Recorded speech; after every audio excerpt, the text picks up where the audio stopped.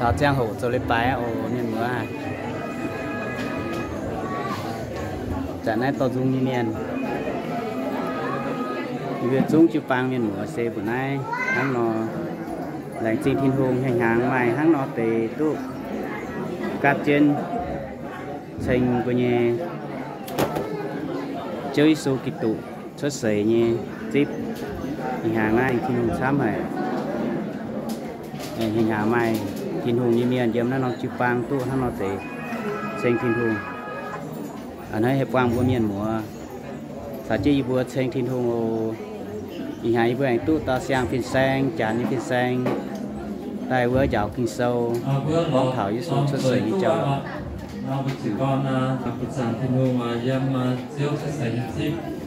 งานเป็นนักวิจิตรนี่จะมีนิยามว่าอะไรสิทินูเจ้าญี่ปุ่นจะไปต่อยอ่ะเมื่อจะนำดอทcảm ơn Chúa. Xin kính chào ông bà, mục sư, điều phi, trưởng ban đại diện, trên này tỉnh Đắk Nông. Xin kính chào mục sư quản nhiệm, ban chấp sự và toàn thể con cái Chúa xa gần đến dự lễ Giáng sinh sáng nay. Sau đây mời mục sư quản nhiệm lên có đôi lời chào mừng và giới thiệu.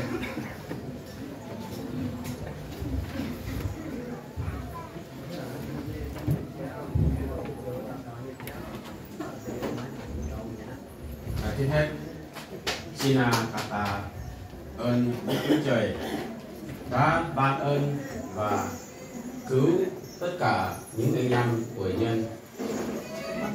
ra thành con cái yêu dấu của Ngài.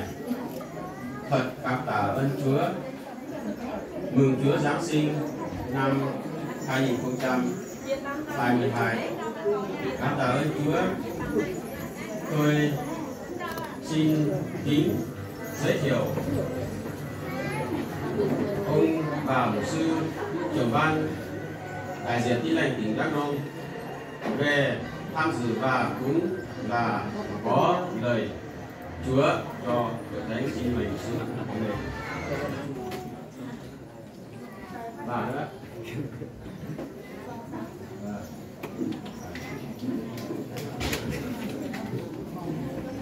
Đây chỉ còn bảo đó như chúng tàu đó thì sang một sư thì về trưởng ban em đó vừa như đó thì bà cũng sắp cao nên chia đi chia tay thì tại họ phải bà rồi thì hai đứa để phải khai kiểu thảo đi để vừa đó chịu cầu vừa xuống chiều như chụp bằng như này thì các kiểm xăm như và để vừa em ai vừa giống với chính quyền nó cũng là hải tài tự nhiên em chỉ những quân phản để vừa cái nói để vừa em ai vừa dân thường trưởng tổ nhân vậy là hỏi có chỉ nhân mà hồi nãy thảo đi là để vừa vậy đi vậy chỗ phạt học để vừa anh vừa sẽ kiểm xăm như thế vừa để vừa chính để cho dạng như là có thảo lo quân tất cả việc thầy gọi nó vừa đại chính xếp tôi chỉ quân để vừa còn vài gì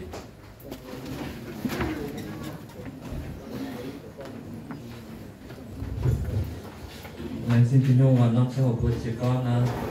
có dùng của giảm tin nhung mình đó sẽ có vừa như điện thoại hai bùi nó vừa quân chân điều em vừa của giảm sẽ hỗ con nên là diệt gì nhau mà nhiều cả nhau vừa nhầm nó sẽ hỗ nhau vừa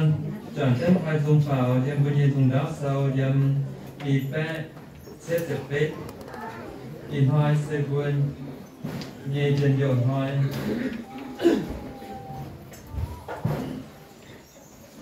bước vào tay nhất tay nhì điều đơn giản đều bước vào chỉ tập tham nghiệp mà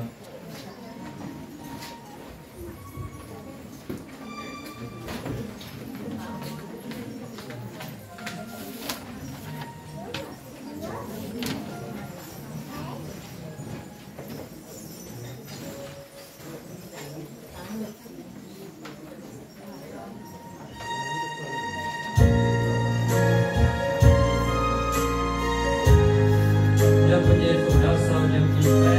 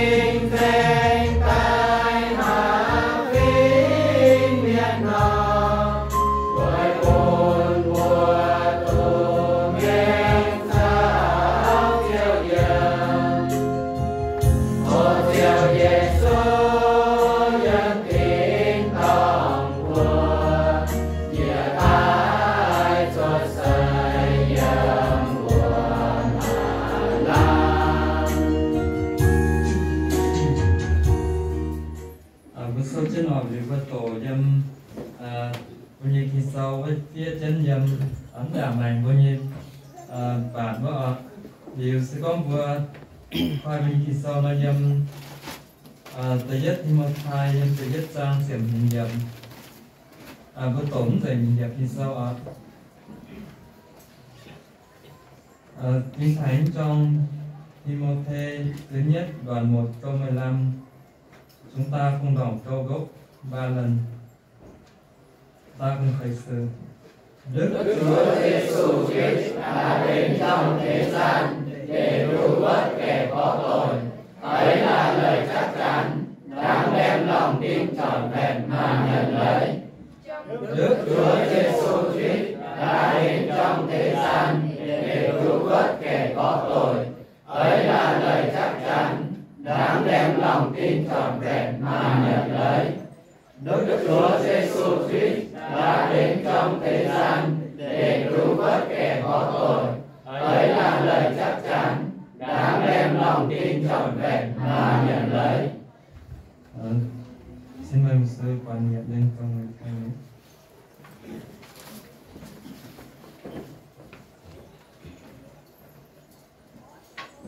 Và kính chào đồng giả kéo Xây như vừa nhé lùng giảng kia chiếu thiên phù Thai như vừa nhé lùng giảng kia chiếu thiên phù Tổng há phải như vừa bà miền Tôi chỉ thảo bàm trên tay Xuất sới buổi chiều như vừa Yêm hoàng như miền Tút xuất tài yêm chiếu như càng Chắc kinh lãnh trình Giả tỏ chỉ hải chiếu chiếu như vừa đánh trình chiếu như em đi đom như vừa anh địa thao ta nhỉ của đom mùi lên chế yếm nái với trên thai như chiếu chàng thao chiếu Giêsu tu địa thao bàm trên tay xuất sợi với chiều như vừa đùng đĩa mạn miền yếm nái đùng đĩa mạn miền của nhựa và đống mà như vừa nái tới đâu yêu miền phải chỉ vì miền tu xuất tài hai tu choàng chén trên thai như chiếu thiên hùng hai choàng chén hai tu hải chiếu như hòa hai tu hải thảo chiếu như khu phiến con thảo chiếu na nói chỉ thảo bàm trên tay xuất sợi với chiều như vừa đánh chỉnh chiếu như em hay nói chàng hổ như vừa kia con nhiều nái trên thai như chiếu thiên hùng vừa chàng như vừa chiếu thiên hùng dấu lên bái đi đong ta cáo thuốc chiếu thành kiến chiếu như cùng miền dễ đàn tu như nhung chinh nhẹ chiếu cản quân tài vừa xây phúc quân này vừa vừa phụ chiêm tu tỏ chiếu nhẹ on bài tỏ như vừa nhận chú choàng thiết vừa chàng chiếu xây phúc quân này mai cáo chiếu nhẹ thông minh mai cáo hiểu chá tỏ thiết như vừa tùng tu bài ta như on bài nhận nhẹ quân này tỏ thiết như vừa mai chiếc chúa như hiếu nhận chú choàng thiết tỏ như vừa như hiếu khoai như vừa như hiếu định chế chip chiếu Giêsu tại yếm như vừa như hiếu của nhựa xây phúc quân sát tàn bà như miền giả phình hang nhé quân in mai chưa nhé đâu cơ ê mai chưa nhé phú yếm như mẹ sát thủy chân đâu cơ dùng như thâu mình vừa toại choàng chân xây thai như chiếu tình hùng thốt chiếu xây phú yếm của nhựa giả chú như trà xì chiếu giang đồng tay yếm của nhựa vừa chẳng chiếu như giả chú như nhung trà xì cầu chiến quân hay nhung ta kinh bọ ta cầu thốt chiếu chiếu cầu yếm của nhẹ yếm của nhựa quân hay nhung tay đó đi vừa nhé vừa đồng chàng vừa đi vừa sầu vừa đi vừa dễ dính mà hay nhung tăng khi đi vừa hiếu để thốt chiếu thành cho hoài y hoài vừa đi vừa chỉ kinh chích tốt chiếu nhẹ phú lên chế tại đi vừa tốt ngoại thọ đi vừa nhé đối phi sang đối phi ni mai chiếu nhẹ hoàng lống hải tài than vừa đi vừa xảy phú vừa ni mai chiếu nhẹ sông mình tốt chích chiếu nhẹ phú sinh linh to chế niệm tàu chiếu nhẹ hoàng xuất tài vừa đi vừa đánh trình chiếu nhẹ in chú ý y đom đi vừa của chẳng nhé chàng hổ quân chiếu tỏ hăng hái tào khào tính chí sư như của Amen. Năm chàng hổ đó tổ đó thư chúc mừng của họ hãy sẽ về với tổng hiếu con gửi tạo bây giờ tôi xin đọc thư chúc mừng Hội Thánh Tin Lành Việt Nam miền Nam Tổng Liên Hội số 1578 2022 Thường trực Tổng Liên Hội thư chúc mừng Giáng sinh 2022 và năm mới 2023 kính gửi toàn thể quý tôi con Chúa thuộc Hội Thánh Tin Lành Việt Nam. Thưa quý vị, chúng ta đang sống trong thời kỳ cuối cùng, cận kề ngày Chúa trở lại. Mọi đánh vững trên thế giới đều bị xáo trộn, trách nhiệm nghiêm trọng. Do vậy, Chúa cho Hội Thánh Ngài vẫn tiếp tục phát triển. Chúng ta tin cậy nơi sự tế trị tối cao của Đức Chúa Trời, nên sự cứ phó trong cánh tay toàn năng và nhân ái của Ngài. Mọi người trên đất đều cần đến sự hướng lối toàn vẹn của Đức Chúa Trời như Nhất Timôthê chương 1 câu 15 đã chép: Đức Chúa Giêsu Christ đã đến trong thế gian để cứu vớt kẻ có tội. Ấy là lời chắc chắn đáng đem lòng tin trọn vẹn mà nhận lấy. Chúng ta kỷ niệm Chúa Giêsu Giáng sinh và đón mừng năm mới với lòng biết ơn, tin cậy Chúa. Xin Hội Thánh chung nỗ lực truyền giảng tin lành để nhiều người có cơ hội kinh nghiệm ơn thương xót của Chúa và nước Chúa được mau đến. Giữa thế giới biết hiện nay, cầu xin Đức Chúa Trời luôn ở cùng và chiếu sáng màn Ngài trên mỗi chúng ta để tiếp tục sống đẹp lòng Chúa và kết quả cho Ngài trong mùa Giáng sinh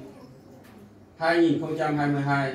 và chọn năm mới 2023 sắp đến. Thay mặt Ban trị sự Tổng liên hội, Hội trưởng ký Mục sư Thái Phước Trường.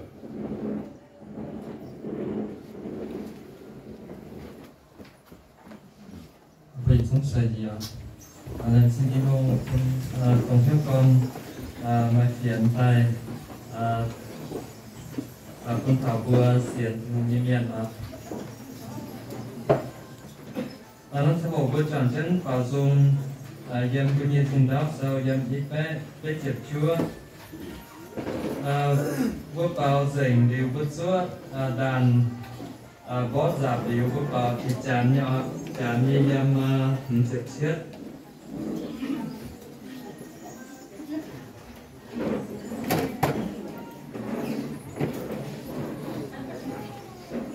Chúng ta sẽ tôn vinh Chúa tiếng giao song dạo đàn. Chúng ta sẽ tôn vinh Chúa bằng tiếng phổ thông thánh ca số 57.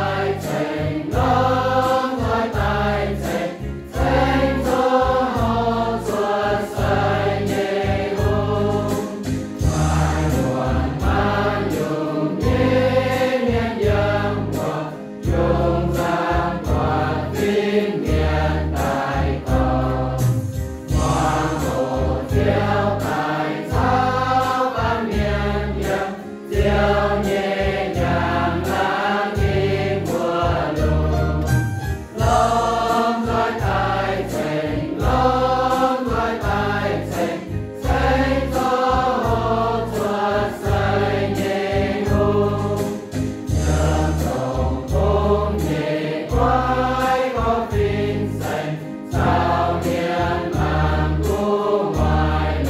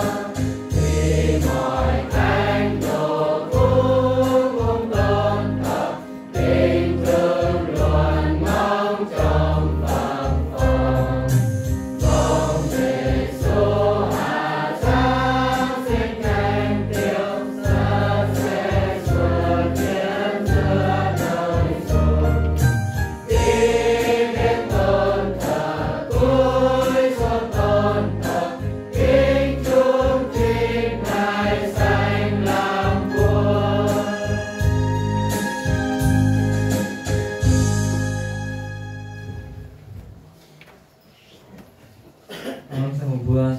trả chân khoai bên kỳ sau tại vừa vui đó yếm với như sau dung như chém nhỉ với pin với yếm như chém pha với nông hồ tao con Giêsu xuất sẩy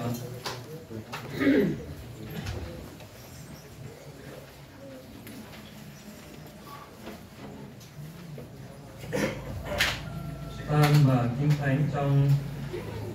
sách Luca đoạn 2 câu 8 cho đến câu 20. Được Thánh chúng ta cùng đứng lên và sẽ đọc lời hát.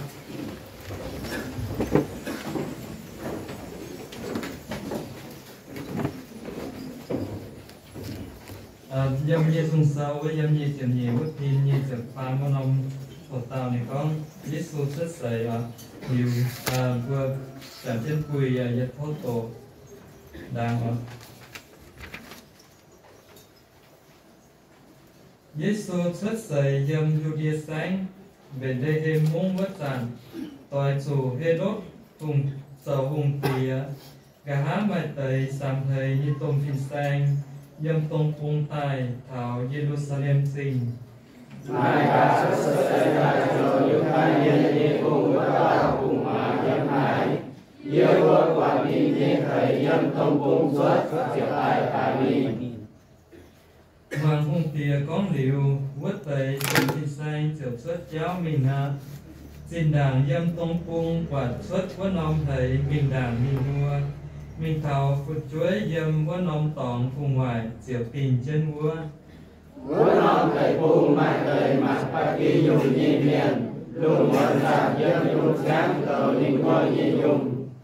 mai tàu kinh hùng như phi miền thịt xuất tài và mai kinh hùng như trang làng chịu chấn hình vua hết hình vua cầm gì hại Phi miền có mùa nhìn vua mãi cùng cầm dìa ổ dưới ở cúc phiền tài nái cúc phiền mọi buồn lùng đĩa miền thú tiền nhiều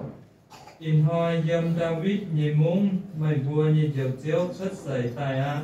tổng chiếu kỳ tù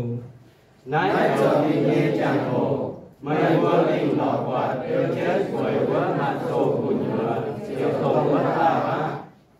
liêm chơi ánh thịt xuất diệt thông quan phiên nhiên tài sò chết thịt xuất đảng vỡ tàu xanh kinh hùng linh vua con sẽ kinh hùng nhớ năng tiền linh còn vỡ tao lùng đĩa miền cầu nghìn nào thấy vỡ trời hỏi thuốc anh còn Phiên miền chiều lời gọi nhìn vua ánh xuân thiên tòng mẹ vớt tới mảng dùng miền lan bùa lan vua ở chỗ mình về đây lên muốn mảng cá chiếu vua nái tẩy cháo ọt linh vua chiều cán chiến mình đó quản Maria sao Joseph và quản vỡ tao cùng hạ của chết mặt sổ của nhựa mảng ba cây dùng như miền quản nên vua chiều trang phiên miền có lái tàu cùng hóa như cháo lẩu của tròn miền hai tao hai giả của ông mà dùng miền có nhiều quả bà Maria mái hai là khô lộ chàng chân nái tẩy cháo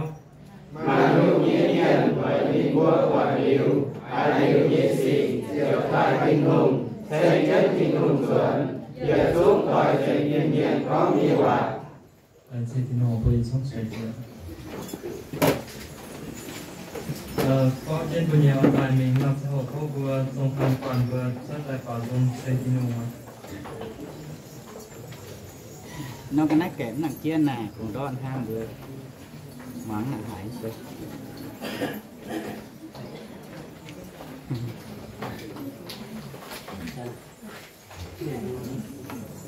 vừa miền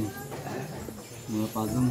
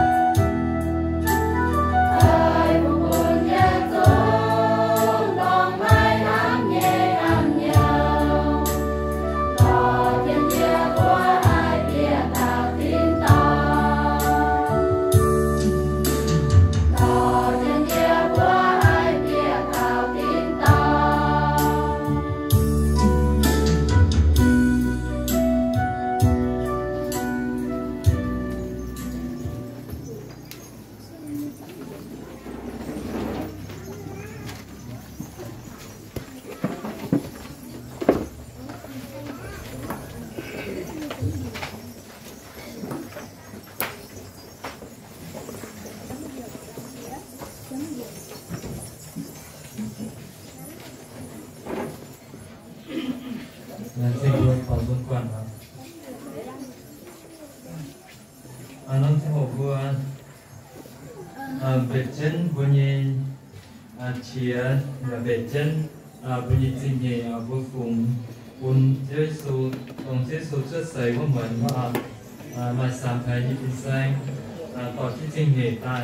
ฟงของเจ้าสูตรงเจ้าสูทุกชุดใส่ก็เหมือนเร็วหอยบัวอยากกินน้ำยาวบัวหลงน้ำฉางตายบัวฟงหอเร็วบัว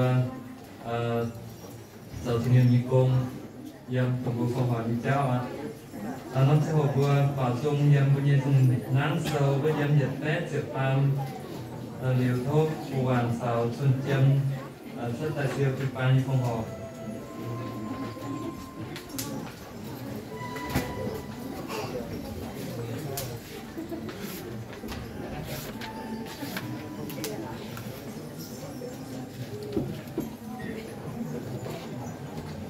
bữa bảo dù chia điều với số đan giảm điều bữa bảo tình hình sụt điều bữa giảm dân hiện tại Hãy subscribe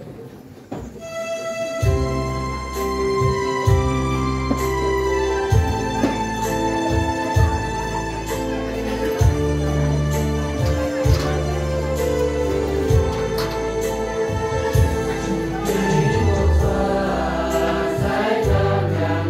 Ghiền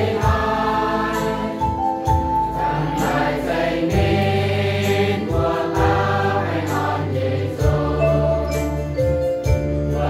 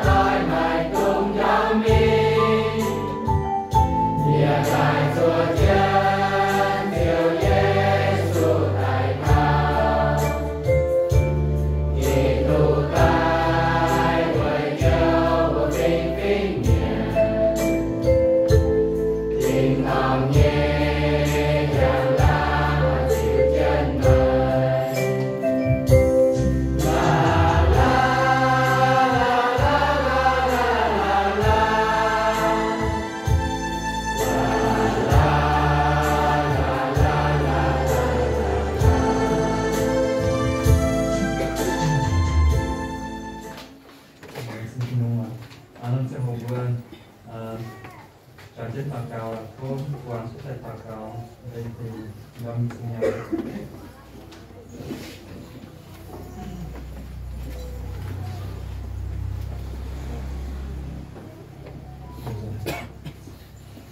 Để xin hãy vì chưa thì luôn chưa thành tuần thì đồng mình buồn tu thì tại trò chiến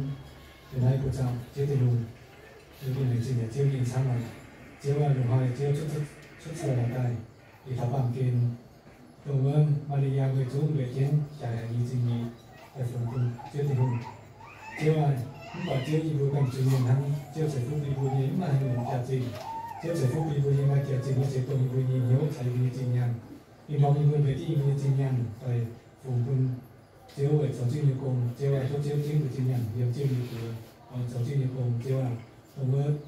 chiếu thể chiếu đồng chính mình của trình nhàn đồng chính mình của học giáo trình nhiều cùng để cho chiếu thành đồng chính chiếu là đồ tuần rồi chiếu nhiều cùng tuần có phiền tuần cái sự đi miền của mình coi như chúng ta sẽ thì mình sau khi đối chọn chiến của số đối chiếu thành mình về chiếu của chiến của trang chiến một tàu của này chỉ chiếu đồng sau này chiếu giải phút chiếu cùng chiếu như chiếu qua như này mình tuần vừa như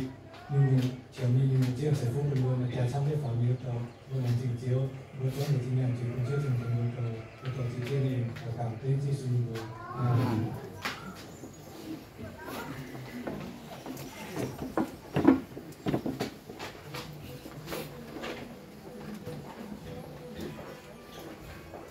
năm sau học vừa chẳng chân hoàn siêu như và thâu bình chúng vừa sơ chỉ sinh.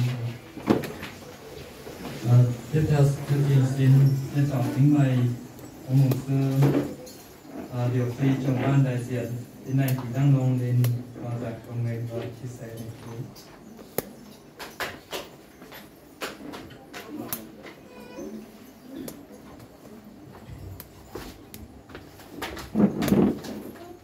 Lạy Chúa Trời là Cha kính yêu của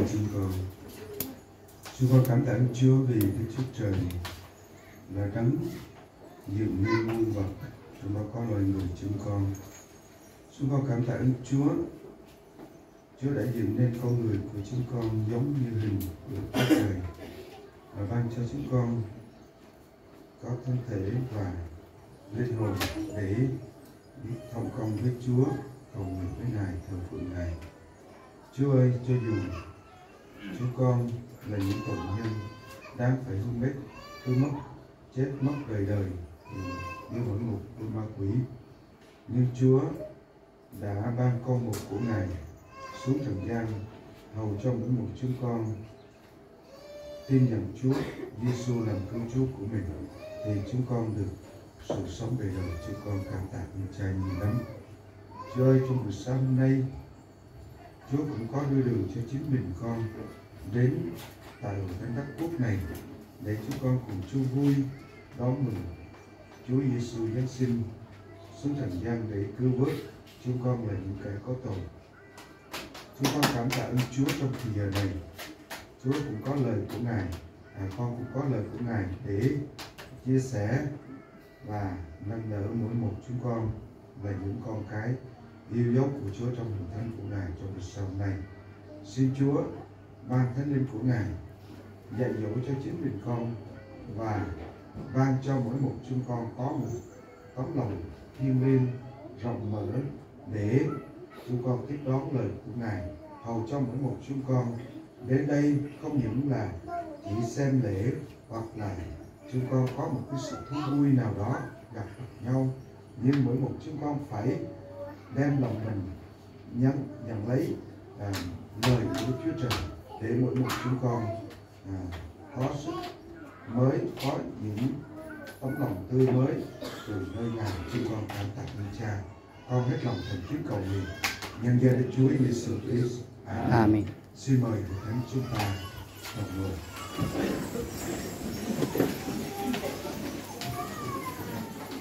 Trước nhất tôi xin kính chào thầy tớ Chúa là mục sư Tổng Lâu Lỡ và trân trọng kính chào quý anh em trong ban chấp sự, trị sự và các ban ngành của hội thánh Đắc Quốc của chúng ta. và trân trọng kính chào quý ông bà, anh chị em là những con dân của Chúa ở tại hội thánh Đắc Quốc này. Trong buổi sáng hôm nay, tôi rất là vinh dự được thầy tớ của Chúa là mục sư Quảng Nhiệm mời tôi đến đây để cùng chia sẻ lời của Đức Chúa Trời, chia sẻ niềm vui Chúa Giêsu Giáng sinh cho chúng ta.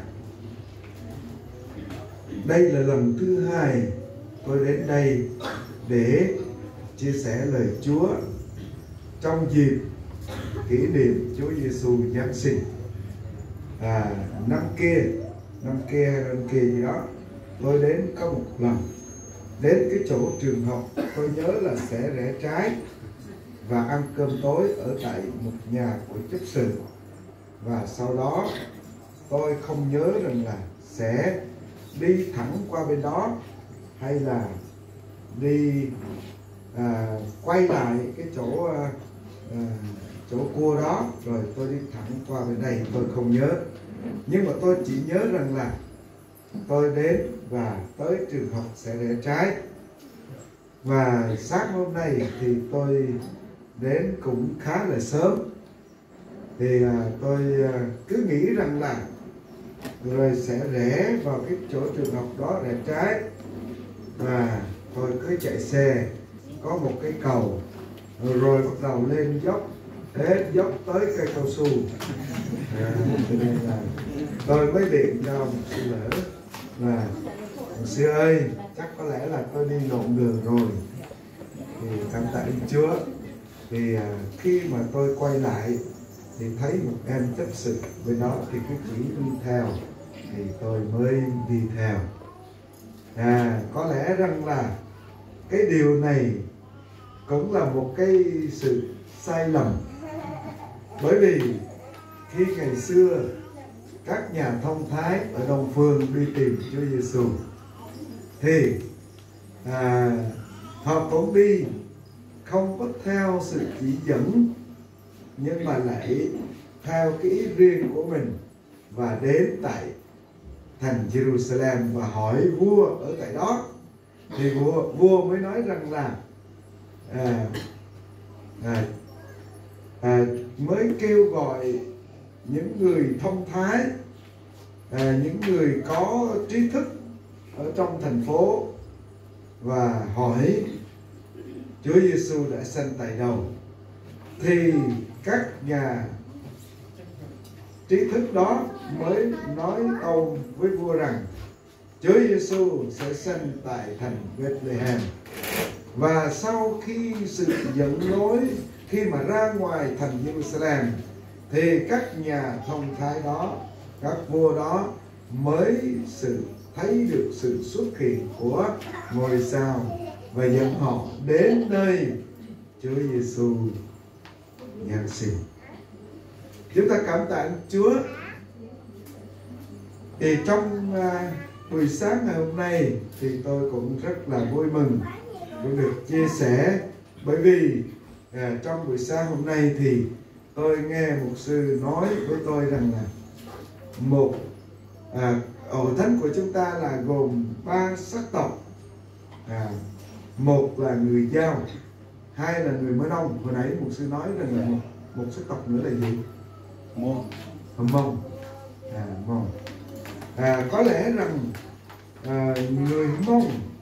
với người Dao là sống gần nhau ở phía Bắc. Thì tôi thiết nghĩ rằng bởi vì một số đầu là cũng biết nói tiếng Dao. Nhưng mà riêng về phần tôi cũng xin cáo lỗi với quý vị là như thế này. Tôi khi xưa tôi học ở các trường nội trú, rồi trường nội trú cấp 2 ở Gia Nghĩa mình bây giờ gọi là trường Ma Trăng Đơn, hồi trước là chỉ là trường cấp 2 thôi. Và tôi theo học ở tại đó 4 năm. Rồi tôi đã theo học ở tại trường Ma Trăng Đơn Buôn Ma Thuột cũng là 3 năm. Tôi xin thưa tôi biết được như tiếng mạ ở đây này, rồi tiếng cờ hô này, rồi tiếng Việt thì tôi lại cũng có nói được các vùng miền như là miền Nam, miền Trung, miền Bắc thì tôi cũng nói được. Rồi cảm tạ Chúa khi mà tôi theo học cấp 3 ở trên trường Ma Tăng Lơn thì tôi mới tiếp tục học biết được, nói được thành thạo là tiếng Ede, tiếng Dư Rai, tiếng Nông Lâm ở Lắc, rồi các thứ tiếng đó là rồi anh em người Sơ Đăng thì tôi cũng biết một số ít, nhưng mà các tiếng thông thạo là tiếng Ede, tiếng Lâm, rồi tiếng anh em người Dư Rai. Tôi thiết nghĩ rằng tôi không phải là nói để mà quảng cáo chính mình, nhưng mà rất tiếc là các anh em sắc tộc ở phía Bắc như là anh em người Mông, anh em người Dao, anh em người Tày, rồi anh em đến đây muộn quá, cho nên cái tuổi tôi đã quá tuổi sự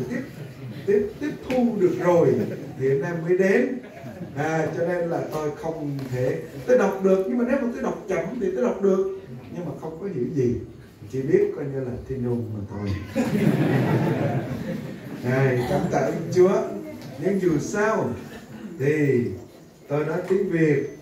nhất là anh em người Dao thì tôi thiết nghĩ rằng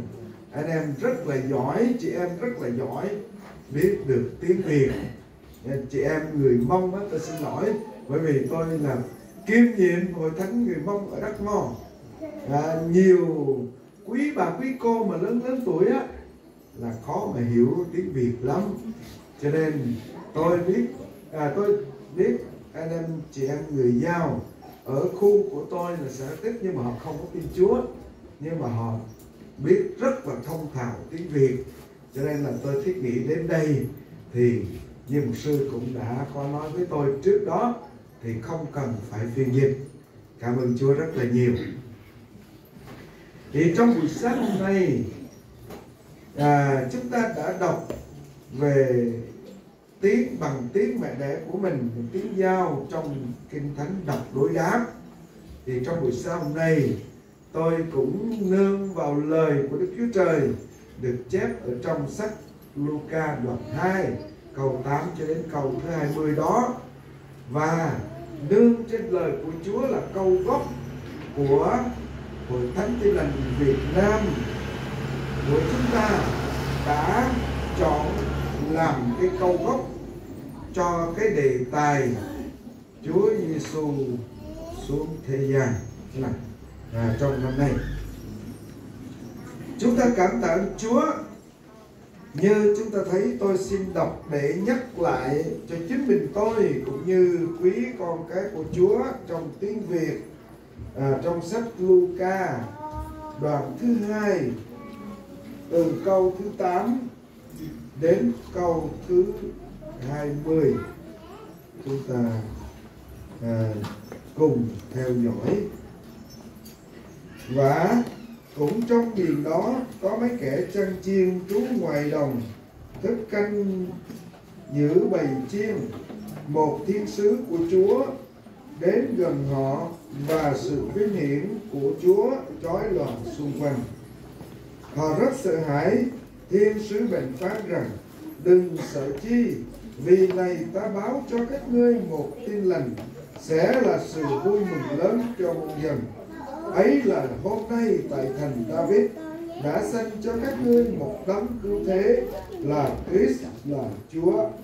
Này là dấu cho các ngươi nhìn nhận Ngài. Các ngươi sẽ gặp một con trẻ bọc bằng khăn,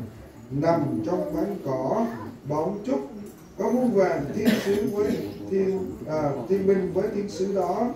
ngợi khen Đức Chúa Trời rằng: sáng danh Chúa trên các tầng trời rất cao, bình an dưới đất ân trạch cho loài người. Sau khi các thiên sứ lìa họ lên trời rồi, họ bòn chăn chiên nói với nhau rằng: chúng ta hãy tới thành Bethlehem xem việc đã xảy đến mà Chúa cho chúng ta hay. Vậy họ vội vàng đi đến đó, thấy Mary, Joseph và thấy con trẻ đang nằm trong máng cỏ. Đã thấy vậy, họ bèn thuật lại những lời thiên sứ nói về con trẻ đó. Ai nấy nghe chuyện bọn chăn chiên nói đều lấy làm lạ, còn Mary thì ghi nhớ mọi lời ấy và suy gẫm trong lòng. Bọn chăn chiên trở về làm sáng danh Chúa, ngợi khen Đức Chúa Trời về mọi điều mình đã nghe và thấy y như lời đã báo trước cùng mình. Chúng ta thấy ở trong câu gốc trong buổi sáng hôm nay, câu gốc của chính bài giảng của gợi ý của Tổng Liên Hội, thì chúng ta thấy rằng là Đức Chúa Giêsu đã đến thế gian để cứu vớt kẻ có tội. Ấy là lời chắc chắn đem lòng tin trọn vẹn mà nhận lấy. Chúng ta cảm tạ Chúa trong cuộc đời của con cái loài người. Chắc hẳn rằng chúng ta có rất nhiều sự bình an, có rất nhiều sự vui mừng, có rất nhiều cái điều mà chúng ta có trên thế gian này. Nhưng chúng ta thiết nghĩ rằng cũng có rất nhiều cái sự sợ hãi, cũng có rất nhiều sự buồn giận, cũng có nhiều khổ sở, đau ốm, bệnh tật, vân vân. Chúng ta thường trông chờ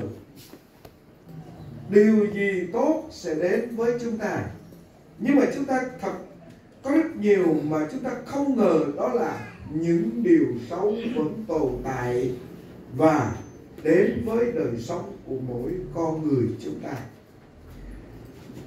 Thì chúng ta thấy khi mà con người chúng ta đang là tội lỗi, đang là khổ sở, đang là khó khăn, đang là bệnh ốm, tật nguyền, thì chúng ta luôn luôn trông mong một ngày nào đó chúng ta sẽ được vui vẻ, phước hạnh, bình an. Thì con người chúng ta thường tìm là như vậy. Nhưng mà khi mà chúng ta đi tìm, có những người bất lực, có những người không đến được, rồi sự buồn đau, bệnh ốm vẫn dính dấp chúng ta theo sau. Nhưng mà mỗi con cái của Chúa được kinh nghiệm sau khi tin nhận Chúa Giêsu làm cứu Chúa của mình, thì chúng ta nhìn nhận rằng chúng ta có một cái đời sống vui thỏa, có một cái đời sống tức là bình an, có một cái đời sống tức là vui vẻ và phước hạnh, có những sự trông mong đến tức là một cái đời sống vui vẻ phước hạnh. Không những thế mà khi mà chúng ta là những người đã có tuổi, lớn tuổi như chúng tôi đây, rồi bệnh tật đau ốm liên miên đến, thì cũng mong chờ có một cái đời sống người ta gọi là kiếp sau, đến cái đời sống về linh hồn của chúng ta sẽ được vui thỏa, đời sống đời đời trên nước thiên đàng của Đức Chúa Trời đã sắm sẵn cho mỗi người tin nhận Chúa Giêsu làm cứu Chúa của mình. Chúng ta cảm tạ Chúa. Như vậy thì Chúa đến, tức là lý do của Chúa Giêsu đến thế gian là gì? Đó là Chúa Giêsu đến thế gian, như trong câu gốc chúng ta thấy rằng là gì? Chúng ta thấy tức là để tìm và cứu vớt kẻ có tội. Như vậy thì chúng ta nghĩ rằng tôi có thể là gắn cho anh em một cái tội lỗi gì đó, hay là người này người kia sẽ nói là anh đã phạm tội, hoặc là nhà nước này sẽ nói rằng là anh đã phạm tội này tội kia, anh phải bị bắt bỏ vào tù. Nhưng mà nhiều người lại nói rằng là tôi không có tội gì cả, tôi là người ngay thẳng, yêu thương mọi người lân cận, không có trộm cắp của ai, không có giết người cướp của, không có làm hại đến ai. Thì làm sao người tin lành lại nói tôi là không có lại nói tôi là có tội? Thưa quý ông bà anh chị em, mỗi người chúng ta, khi chúng ta là người bình thường không biết Chúa Giêsu là ai, rồi chúng ta dẫn đến là không có tin nhận Chúa Giêsu làm cứu Chúa của mình, thì người đó đang là phạm tội với Đức Chúa Trời. Không cần phải cướp của giết người, không cần phải nói hành ai, không cần phải làm gì tức là xấu cho người khác. Chúa nói trong Kinh Thánh, gọi là trong cái trái tim của Kinh Thánh á, là được chép ở trong sách Giăng thứ nhất,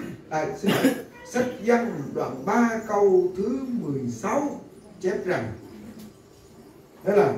vì Đức Chúa Trời yêu thương thế gian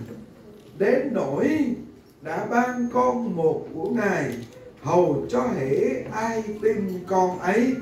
không bị hư mất mà được sự sống đời đời. Như vậy thì chúng ta không tin Đức Chúa Giêsu là chúng ta đang phạm tội với Chúa. Bởi vì tình yêu của Chúa, tình yêu của Đức Chúa Trời dành cho nhân loại chúng ta là tất cả mọi người, chứ không phải là một người mà thôi. Cho nên khi mà con người chúng ta biết đến Chúa Giêsu và tin nhận Đức Chúa Giêsu làm cứu Chúa riêng của mình, thì tình yêu của Đức Chúa Trời đến với người đó, và chúng ta được kể là con của Đức Chúa Trời, và chúng ta được cứu rỗi bởi đức tin của chúng ta nơi Chúa Giêsu. Như vậy thì chúng ta thấy rằng là Chúa Giêsu đến thế gian để cứu vớt kẻ có tội cũng được kỹ thuật ở trong sách Phúc âm Ma-thi-ơ đoạn 15 câu thứ 24 rằng: Ngài đáp rằng ta chịu sai đến đây chỉ vì các con chiên lạc mất của nhà Israel đó thôi. Chúng ta cảm tạ Chúa. Như vậy là con chiên lạc mất là ai?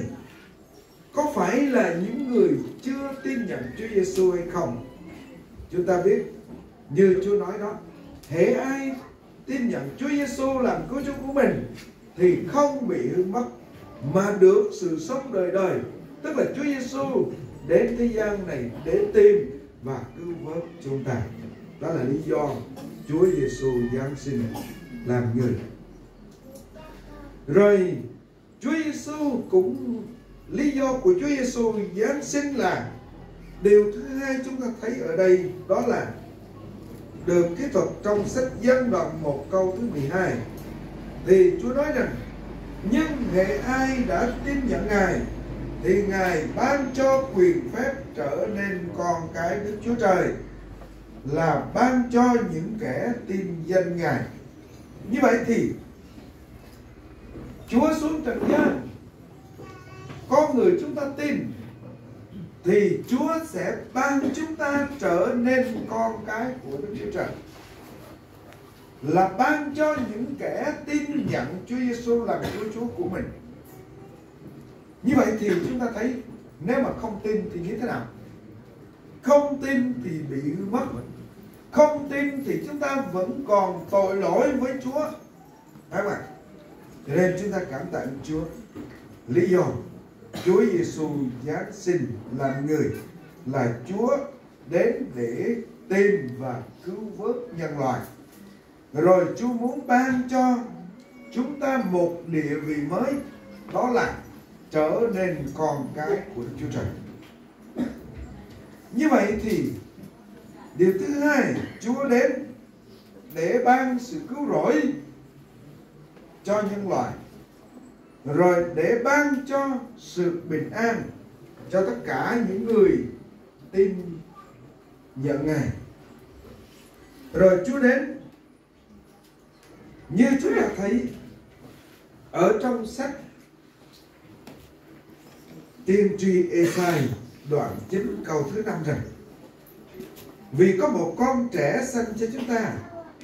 tức là một con trai ban cho chúng ta, quyền cai trị sẽ nấy trên vai Ngài. Ngài sẽ được xưng là Đấng lạ lùng, là Đấng mưu luận, là Đức Chúa Trời quyền năng, là Cha đời đời, là Chúa bình an. Như vậy thì chúng ta đề cập đến hai điều ở trong phần này. Cha đời đời thì chúng ta biết khi mà một người nào đó hỏi chúng ta là con cái của Đức Chúa Trời thì tại sao người Tin Lành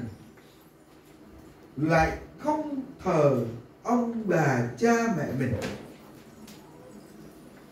Như vậy thì người Tin Lành không có tức là không có đạo đức, không, tức là bỏ ông bỏ bà. Thì nhiều người không biết đến Chúa Giêsu thì họ không biết trả lời. Nhưng mà đối với những người mà khôn ngoan nơi Chúa và biết đến danh của Chúa thì chúng ta tin Đức Chúa Trời mà, thì người đó sẽ nói lên rằng: tôi tuy rằng tôi không thờ ông thờ bà, bởi vì ông bà của tôi khi mà già bệnh rồi qua đời, họ sẽ trở về sống đời đời trên nước thiên đàng của Đức Chúa Trời, là Đấng đã sống sẵn cho con người của chúng ta.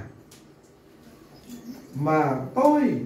không thờ ông bà cha mẹ, nhưng mà tôi lại thờ Đấng đã dựng nên ông bà cha mẹ của tôi. Thì chúng ta có thấy không ạ? Cho nên là chúng ta cảm tạ Chúa. Thì chúng ta thấy rằng là Chúa ban cho chúng ta, tức là người cha đời đời của chúng ta, con người của chúng ta như thế nào? Như chính mình tôi. Trước kia tôi còn nhỏ, còn có mẹ. Mẹ tôi bồng ẵm tôi, nuôi nấng tôi, săn sóc tôi. Khi lớn lên, mẹ tôi qua đời. Rồi ba tôi còn sống, gọi là gà trống nuôi con, nuôi chúng tôi lớn lên, được ăn học. Thì cảm tạ ơn Chúa, ông ba tôi lớn tuổi, bệnh và qua đời. Những người đó đã về trên nước thiên đàng của Chúa, bởi vì tôi biết chắc rằng họ đã tin nhận Chúa Giêsu làm cứu Chúa của mình. Thì chính mình tôi bây giờ, anh em tôi, con cái của tôi tin nhận Chúa Giêsu sẽ trở về với Cha thiên thượng ở trên trời. Đó là cái điều chắc chắn phải không ạ? Cho nên tôi còn sống bây giờ là tôi phải thờ người đất đấng, tức là người cha đời đời ở trên thiên đàng của Chúa. Cho nên chúng ta thấy ở trong sách Ê-sai đoạn thứ 9 có đề cập, tức là cha đời đời của chúng ta là trên trời. Rồi là Chúa bình an. Khi nãy tôi nói đến cái sự bình an. Quý ông bà anh chị em, nhất là mấy cô, mấy chị từ ngoài Bắc vào đây, chúng ta xuống vào phía Nam, có chắc là chúng ta có đất để mà sản xuất không? Có chắc là ở phía Nam dễ dãi về sự thờ phượng Chúa hay không? Rồi chúng ta cũng luôn lo âu phải không ạ? Là sợ. Nhưng mà khi tôi đến ở tại hội thánh Đắc Sên thì ông mục sư Nguyễn Ngọc Thuận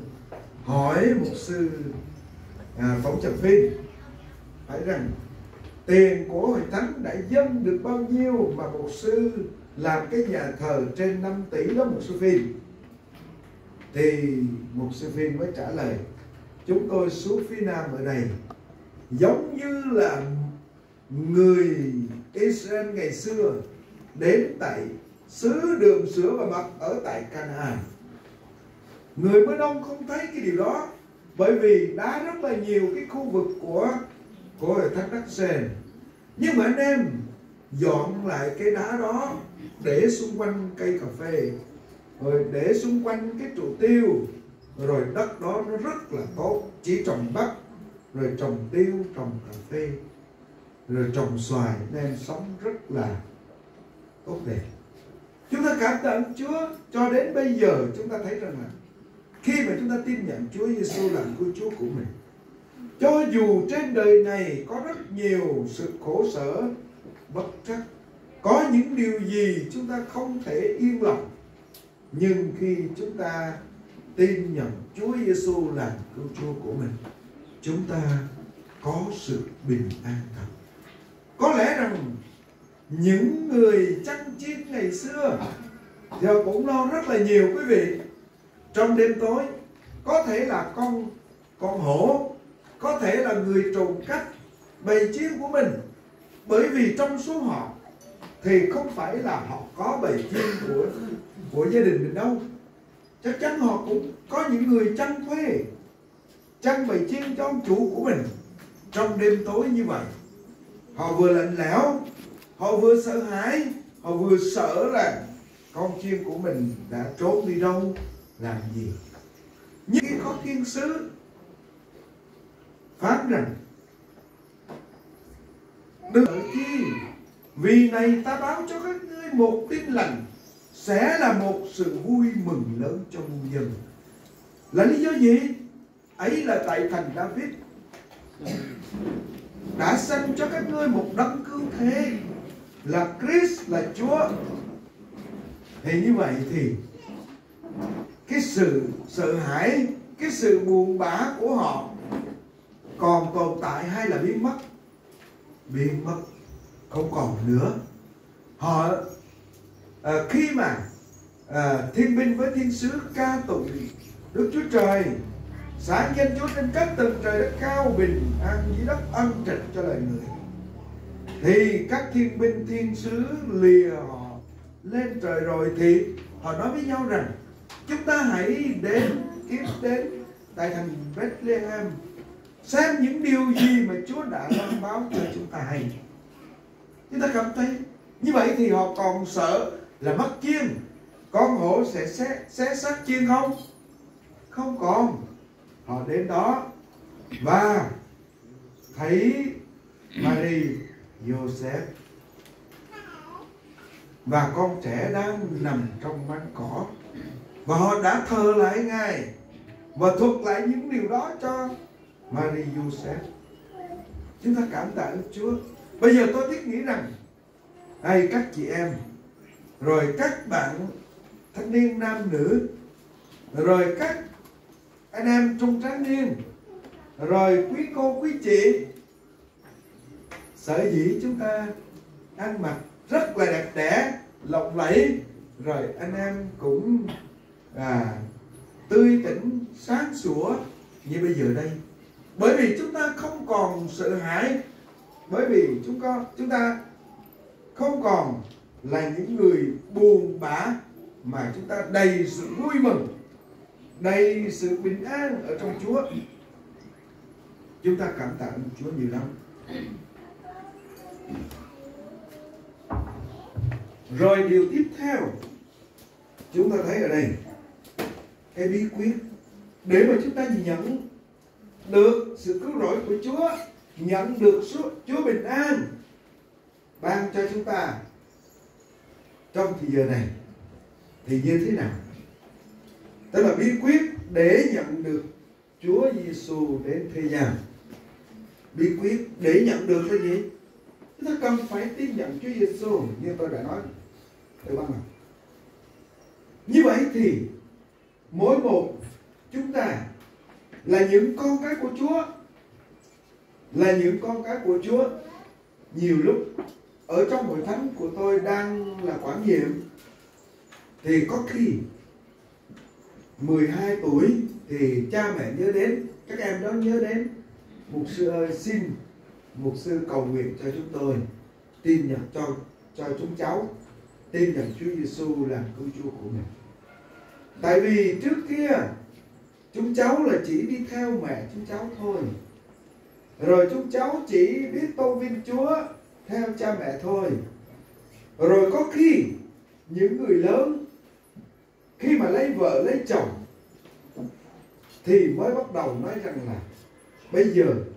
xin mục sư cầu nguyện cho con để con tin nhận Chúa Giêsu làm cứu Chúa của mình. Rồi khi mà lấy vợ lấy chồng rồi cũng có những người chỉ có đi theo vợ, bởi vì vợ đi nhà thờ, vợ tin nhận Chúa, tôi phải đi theo vợ tôi đến ở trong nhà thờ. Rồi có khi người chồng là những người trung tín, nhưng mà người vợ muốn sống ở bên ngoài thì chưa có tin nhận Chúa Giêsu. Chúng ta đang hội thánh bây giờ đang là gì? Đang là có danh sách ở trong hội thánh, phải không ạ? Nhưng mà chúng ta chưa có danh sách trên thiên đàng. Như vậy thì làm sao? Bằng cách nào để chúng ta nhận được sự cứu rỗi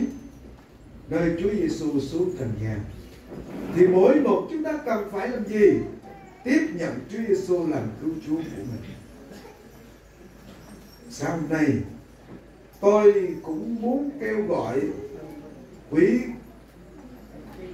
ông bà anh chị em, những người nào đủ 12 tuổi mà chỉ là theo cha mẹ mình thôi, thì hiện nay chúng ta cần phải xưng nhận tin Chúa Giêsu làm cứu Chúa của mình. Những người chỉ là theo vợ của mình đến nhà thờ,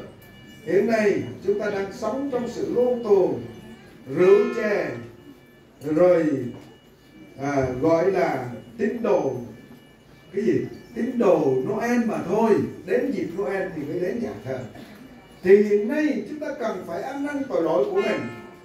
để đến với Chúa Giêsu, hầu cho chúng ta được nhận làm con của Đức Chúa Trời, được nhận sự cứu rỗi từ chính Chúa. Như chúng ta thấy ở đây, người nào tin nhận Chúa Giêsu làm cứu Chúa của mình, như chúng ta thấy ở trong sách Giăng 3 câu thứ 16 đây: vì Đức Chúa Trời yêu thương thế gian đến nỗi đã ban con một của Ngài, hầu cho hễ ai tin con ấy không bị hư mất mà được sự sống đời đời. Rồi chúng ta cần phải gì nữa để có được sự cứu rỗi, tiếp đón Chúa Giêsu giáng sinh làm người để ban sự sống cho chúng ta? Chúng ta cần phải làm gì nữa? Phải đứng vững trong Ngài cho đến cuối cùng. Như vậy thì cái này chúng ta nói đến khi mà chúng ta tin nhận Chúa Giêsu. Tôi nhờ mục sư cầu nguyện cho tôi tin Chúa, nhưng mà tôi đi làm xa, tôi không đến nhà thờ nữa. Trong khi đi làm xa, tôi không có thờ phượng Chúa, tôi không tìm hội thánh gần đó để mà thờ phượng Ngài, tôi không dâng hiến cho Chúa, tôi không cầu nguyện với Chúa, thì gọi là đứng vững hay không? Chúng ta không có đứng vững. Như vậy thì chúng ta không đứng vững. Một con cái của Chúa khi mà ở tại đây thì chúng ta cần phải thờ phượng Chúa với hội thánh. Nhưng mà khi sinh sống ở chỗ tôi chẳng hạn, ở hội thánh Roy Do hay là Bu Bon ở Tây Đức chẳng hạn, thì chúng ta cần phải tìm đến đền thờ của Chúa, hội thánh gần nhất để chúng ta cùng thờ phượng, cùng hòa lòng thờ phượng Chúa. Cái điều đó thì chúng ta mới nghĩ, mới tức là gì? Mới là đứng vững ở trong Ngài. Như Chúa nói ở trong sách Ma-thi-ơ 24 câu thứ 13: nhưng kẻ nào bền chí cho đến cuối cùng thì sẽ được cứu. Bền chí cho dù có sự bắt bớ, thử thách, bất hại, thì mỗi một chúng ta cần phải đứng vững ở trong Chúa. Đó là điều mà chúng ta, cái bí quyết mà chúng ta đón nhận được Đức Chúa Giêsu ở trong tấm lòng của chúng ta, hầu cho chúng ta có sự cứu rỗi. Rồi điều cuối cùng tôi muốn nhắn nhủ với quý đệ tử con cái của Chúa tại đây, quý ông bà anh chị em, thì chúng ta thấy rằng là đáp ứng cái đáp ứng khi chúng ta tin nhận Chúa Giêsu và Chúa Giêsu xuống trần gian để đáp ứng sự yêu thương của Đức Chúa Trời dành cho chúng ta, Chúa cứu chúng ta, thì chúng ta cần phải làm gì? Như khi nãy chúng ta đọc ở trong lời của Đức Chúa Trời, thì những gã chăn chiên này đến và thờ lại Chúa Giêsu và kể lại thì với Joseph và Mary. Rồi cái điều tiếp theo đó là gì? Họ trở về làm sáng danh của Chúa. Có những người thanh niên, họ đi chơi với bạn bè ở trong nhà, rất là sốt sắng, cầu nguyện, nhóm lại, rồi tập hát tôn vinh Chúa ở với cha mẹ. Nhưng mà khi mà đi ra ngoài quán á, ăn một cái tô bún hoặc là ăn cơm, rồi bắt đầu không có cần cầu nguyện, sợ xấu hổ với bạn bè, rồi sợ người ta dòm ngó. Rồi khi mà chúng ta, ngay cả xin lỗi các bạn trẻ bây giờ, khi mà đến chỗ quán xá uống cà phê, rồi anh em mình uống nước ngọt, người ta uống rượu uống bia, thì điều đó cũng xấu hổ với bạn bè, với anh em ở ngoài đường. Như vậy thì nếu mà những gã mục đồng ngày xưa khi đi ra từ chỗ Chúa Giêsu Giáng sinh đó, thì họ không dám nói về Chúa Giêsu. Nhưng mà khi mà họ đi ra thì họ cũng làm chứng về Chúa. Mỗi một chúng ta trong đời sống thường ngày, cho dù chúng ta đi đến đâu, thì người ta cũng biết mình là con cái của Đức Chúa Trời. Thì khi tôi kể lại cái chuyện này, có một người là tin lành lâu năm, nhưng mà họ không đến nhà thờ. Họ bịa, họ muốn rằng là chuyển lên Đắk Nông mình, cái quê là ở dưới Đồng Nai. Rồi bắt đầu họ chuyển lên Đắk Nông, họ mua cái rẫy ở trên Đắk Nông này họ làm. Thì họ mới nói tôi, khi mà tôi lúc đó là đi cột con bò thôi, tại vì tôi thấy cỏ trong rẫy đó là rất là đẹp, cho nên là tôi cho con bò của tôi ăn ở đó một chút. Sau rồi tôi gặp về cái người chủ rẫy đó, thì tôi bắt chuyện. Thì anh ta mới nói với tôi rằng, của anh là người ở đây hay là người ở đâu? Thì tôi mới nói rằng là tôi là người ở đây. Cái anh ta mới nói là tôi không tin. Sao lại không tin? Bởi vì cái giọng nói của anh không phải là người ở đây. Giọng nói tiếng Việt của anh là không phải là người ở đây, là người ở miền Tây hay là người ở Sài Gòn hay là người ở miền Đông, người ở đồng bằng. Họ nói như vậy. Không, tôi là người ở đây thật mà, tôi là người Mơ Nông, bản gốc ở đây luôn á. Người ta mới nói rằng, tôi nhận định nếu anh là người cán bộ, anh cũng chưa có nói giống như vậy. Tôi tin chắc anh là mục sư của Tin Lành phải không? Thì đúng rồi, tôi là mục sư Tin Lành. Từ cái cử chỉ, từng cái lời nói, họ biết mình là con cái của Đức Chúa Trời. Cho nên tôi mong muốn rằng để đáp lại tình yêu thương của Đức Chúa Trời đến với chúng ta đã cứu là một phần rất hạnh phúc rồi. Nhưng mà mọi người ở đây để tìm và cứu vớt kẻ có tội, nhưng kẻ có tội ở đây không phải là một mình, mà rất nhiều người ở trên đất này. Cho nên mỗi khi chúng ta làm gì, đi đâu, bắt chuyện với ai, thì chúng ta luôn bày tỏ chính mình chúng ta là con cái của Đức Chúa Trời. Cảm tạ Chúa. Tôi đi đâu làm gì, tôi rất muốn làm chứng về Chúa, bày tỏ đời sống chính mình là con cái của Đức Chúa Trời. Chúng ta cảm tạ Chúa. Như vậy thì trong đời sống của mỗi con cái của Chúa, quý ông bà anh chị em có muốn nhận lãnh Chúa Giêsu làm cứu Chúa của mình để chúng ta được cứu mà? Có không? Amen. Amen. Rồi chúng ta cảm tạ ơn Chúa. Cái điều thứ hai, chúng ta phải bày tỏ đời sống chúng ta là con cái của Đức Chúa Trời cho mọi người xung quanh, không ạ? Có không? Amen. Cảm tạ ơn Chúa. Bởi vậy tôi và quý ông bà anh chị em, chúng tôi nghĩ rằng đời sống này là tạm bợ thôi, nhưng mà mỗi con người của chúng ta, Chúa sẽ kêu gọi tất cả mọi người trong 4 góc của chân trời này, trái đất này, trở về với Chúa. Nhưng mà cái người này sống bên cạnh chúng ta, nhưng mà họ không hề biết về Chúa Giêsu.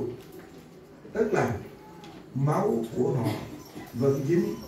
vẫn nói rằng tôi sống cạnh anh này, mà anh này lại không có nói về Chúa Giêsu cho tôi hết. Chúng ta cảm tạ Chúa, mong muốn rằng quý ông bà chị em trong buổi sáng này nhận được sự vui thỏa từ nơi Chúa, sự cứu rỗi từ nơi Chúa. Rồi chúng ta muốn làm lan tỏa cái sự cứu rỗi của Chúa cho những người xung quanh chúng ta. Kính cảm ơn quý ông bà anh chị em đã lắng nghe lời của Đức Chúa Trời qua bài chia sẻ của chính mình tôi trong buổi sáng này. Nguyện xin Chúa ở cùng và ban phước lành dư dật trên mỗi một con cái của Chúa. Amen.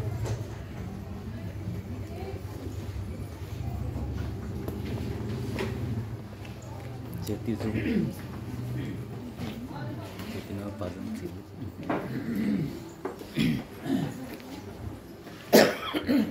Xin tin hùng và các bạn rất nhiều ạ. Cảm ơn mục sư chúng ban đã có lời Chúa chia sẻ rất bổ dưỡng cho tâm linh sáng nay. Xin Chúa ban phước cho chức vụ mục sư được phước của Chúa. Và lúc cho vừa miền núi quan với biệt chân xuất tại bảo dung trên tin hùng ạ. Tốt bố xuất đây bảo dung.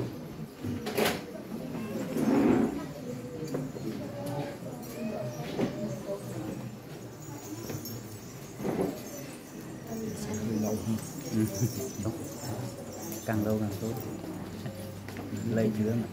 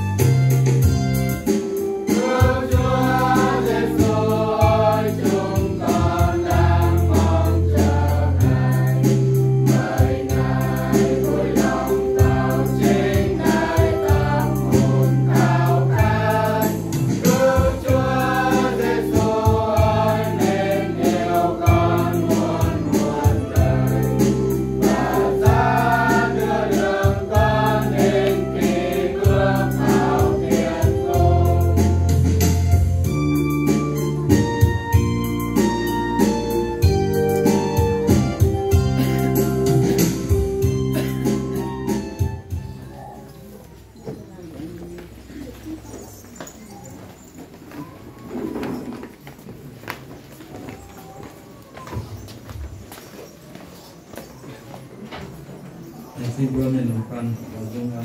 năm sau năm có nhân nhân có tập cao đòn bữa có tại siêu nhiều hoàng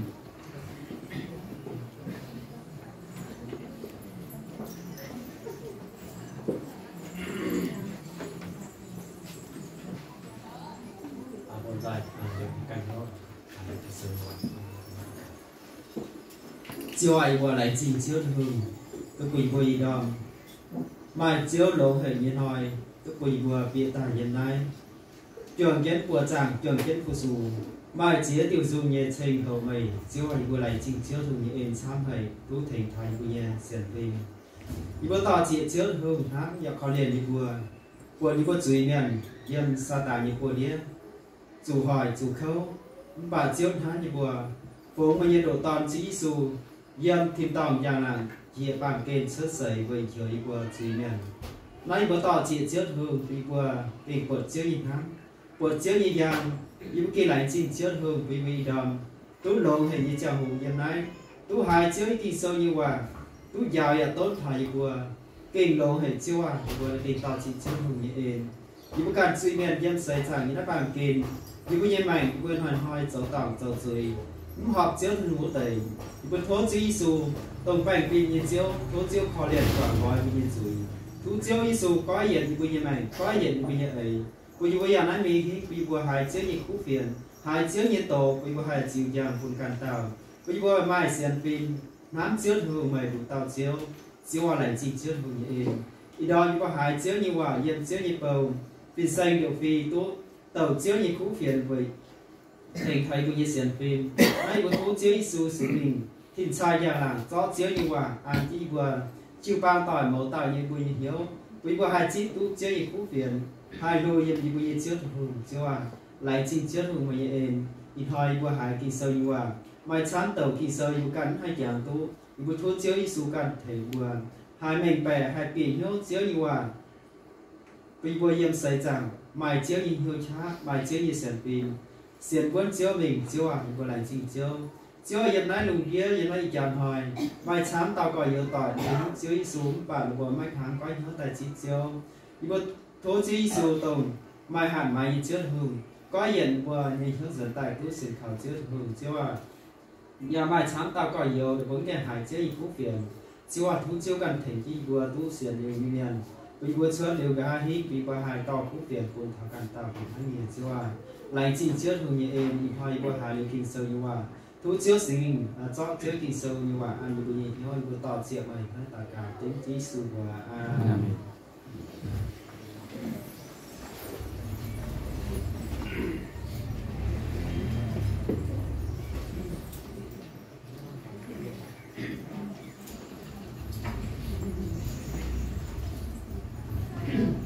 xin kính ông tiếp theo chương trình xin mời ban hát của con gái Chúa Hàm Môn trong buổi thánh sẽ lên tôn vinh Chúa trong giờ xin mời ban hát. Mấy ngày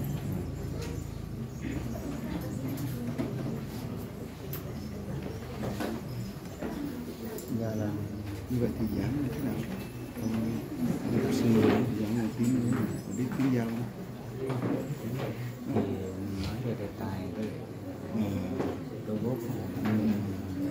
từng đoạn như thế nào nói tiếng phổ thông dạng một tiếng giáo không nhiều đứa này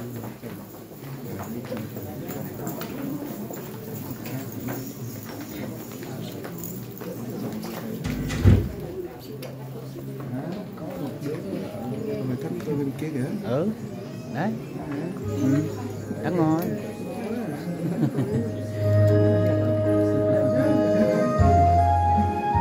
lấy chồng ngay đi nhà nó ngay đi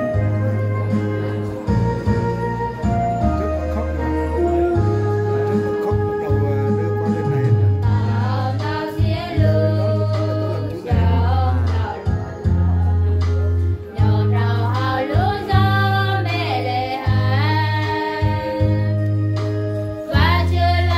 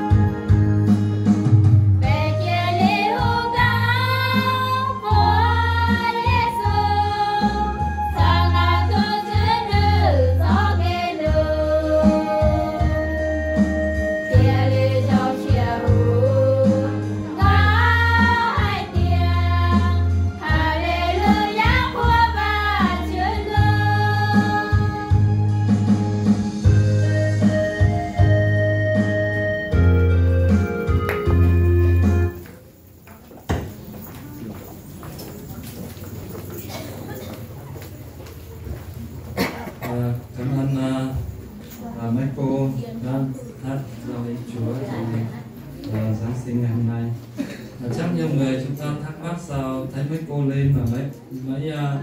mấy ông chồng không lên, vì mấy cô đây là lấy chồng bên nghề giao trong Phật thánh mình. Cho nên là chỉ có mấy cô thôi. Xin Chúa ban phước cho. Phải xem cô mà đâu có hát không? Trong hội thánh có cả sắc tổng văn nông nữa, nhưng chắc không tới đăng ký nên chắc không hát. Tại vì từ đầu mình không nói trước. Không sẽ hộ nó thuốc vừa vào dung quan dâm mạnh khoảng tiến nó nhiều mạnh dung xây tin hùng nó nằm sau tốt chắc là tổng dung.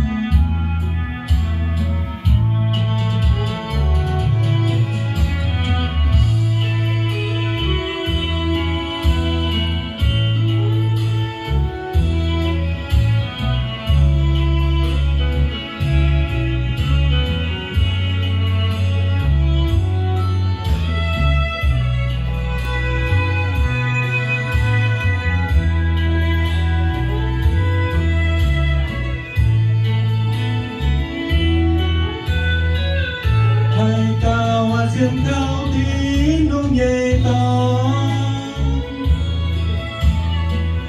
vua cao hoa kinh tú ye như chàng mẹ ai cao ai xiên tí nung nhẹ to tình nông ra kính ngôi tình niệm dù Giêsu ya con Giêsu chào tung có ba miền mình thao chẳng tiếng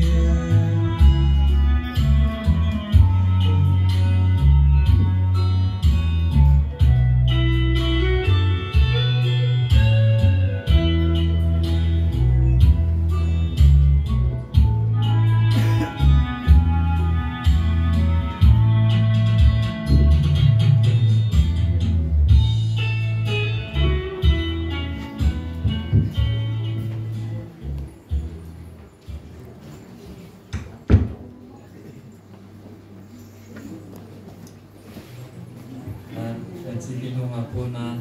và giàu dân mạng còn tiền để tốt xuất đại quảng dung xin kính hồng tàu chiếu xuất sởi như nói năm sẽ hồ đó nhập tin là mai dùng xuất đại bảo năm sẽ hồ tốt tin xuất đại quảng dung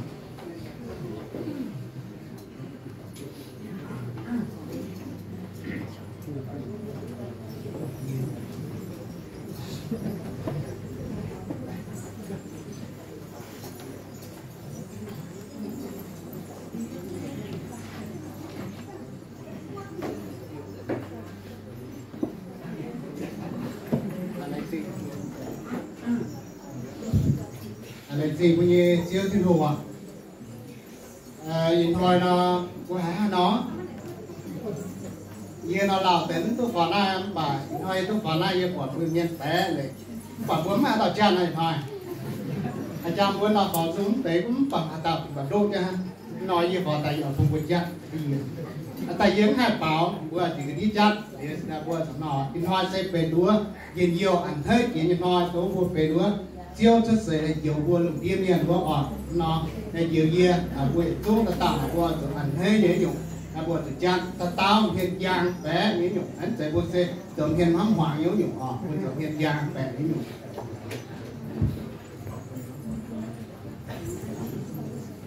year nó mà dùng vua xịt kia rồi là vua hai chàng con nó bảo cho nó vừa cha nó muốn cha nó cha tôi nhé nó vừa cả hay nhổ tông cho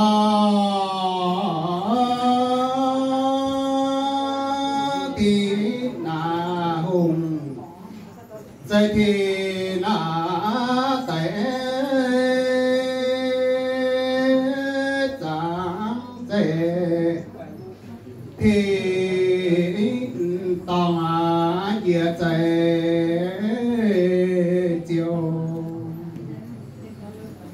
thiên tòng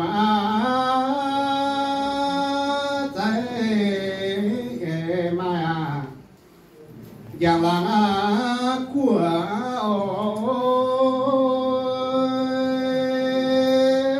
dạng dây tế dìa tế mai tế nhuống lô tăng kê na thế mà dần dần giải ôi giờ mà kền tổng lệ ốp mà ngoan ngoan nhà na phê quê dầm kền cái chiều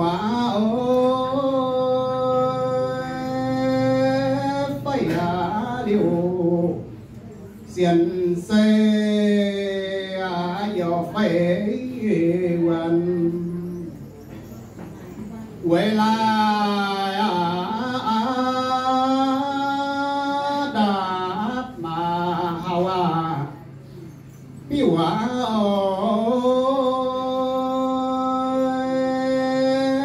yang thiên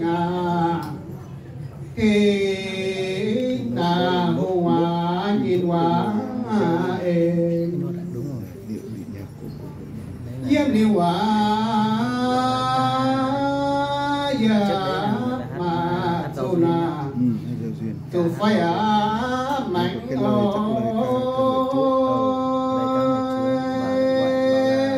li thọ sai kê na yam cũng gọi thiên hùng á chia tỏ khó liền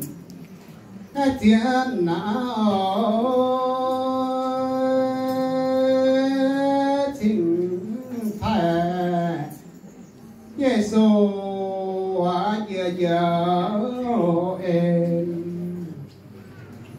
Giêsu ya tổ cha mình chiều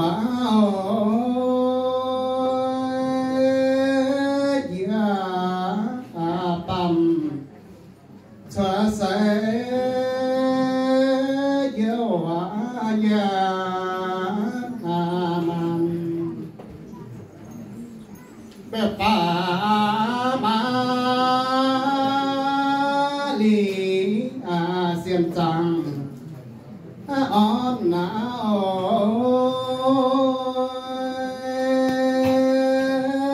pa ma nhân tàu lễ thọ biểu yang yêu chiều Giêsu thật sẽ yêu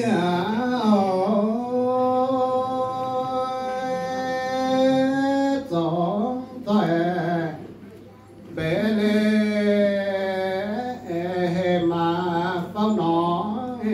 tình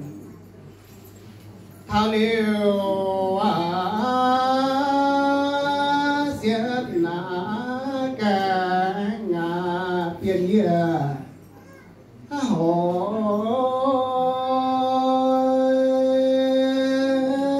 tua kinh tiền thì na mai ta yang thiên trai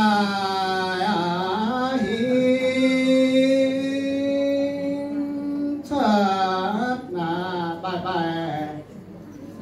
chẳng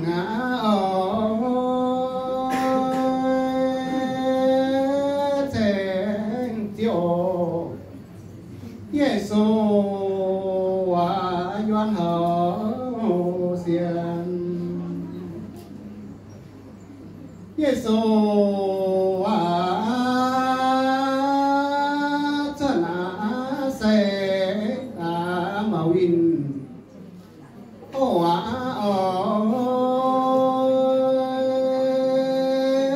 mà lần hoàng lệ dung khoa châu bằng kê na chim tu chiến hùng siêu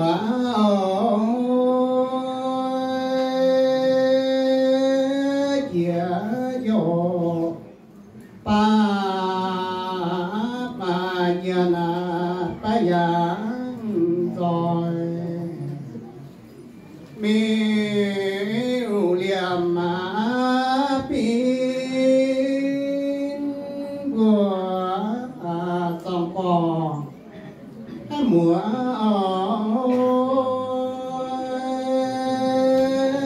rồi Giêsu cho giờ em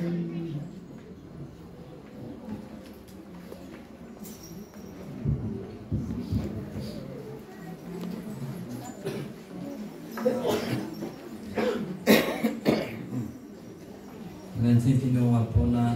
và tin số đại bảo dung vừa nào như vừa dẫn tôi hại nói một dung như can là thảo chân gì vừa mặt tề trong diễn hiểm gì mà nó vừa mà năng khiếu và xin pino vừa mặt sát như vừa mặt thì hiếu nhỏ tốt tiếng giải phúc nông sẽ hồ vừa ai mà tiêu có xin số đại bảo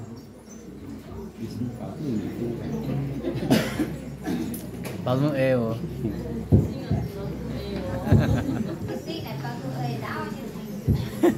tại nó vừa sau nó thì tham gia vừa bên chưa xin và vừa số vừa bên chia về trên chúng ta tạo nhé và mà tại nó vừa nhiều những can nhà vừa tại sau cái vừa vì hang gì lại có cà phê đó vừa hắn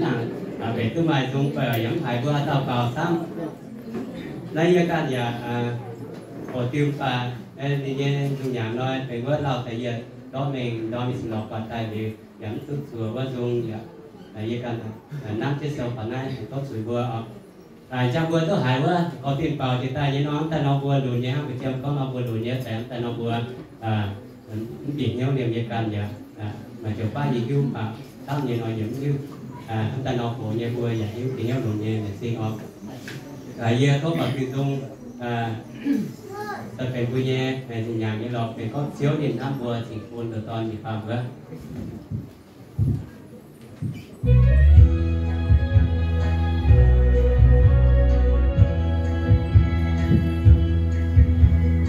chiều ninh năm mùa trình buồn đồ toàn chia ba đại chiều mùa bãi cười đi miền mùa tây hai chân trên tay cối nhiều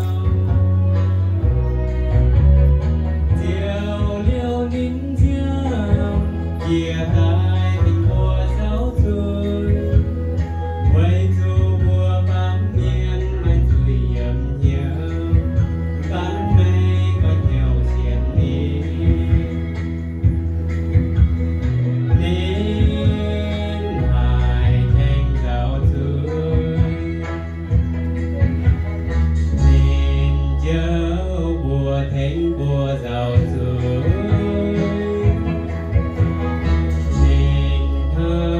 bùa điếu bùa giờ say đêm thăm cao mây thăm cao ôi mây cao gang xiên đi rồi của địa tai tình gì của mình quay du bùa bên thiên thiếu gì nằm nhớ con mây có nhiều xiên đi đến hải thành giáo thương